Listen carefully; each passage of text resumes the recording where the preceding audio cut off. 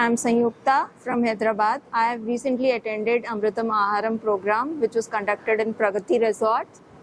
So I would like to say that it was a very good program, which gave us awareness about how simple changes like eating millet food can give us a disease-free life, and how even it is shown how the cooking is done, and how changes like simple walking can make disease-free life.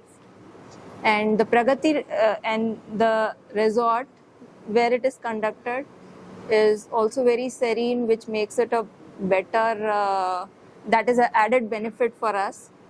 So all in all, I would like to say that to lead a disease-free life, you should start using millets and natural ways of living.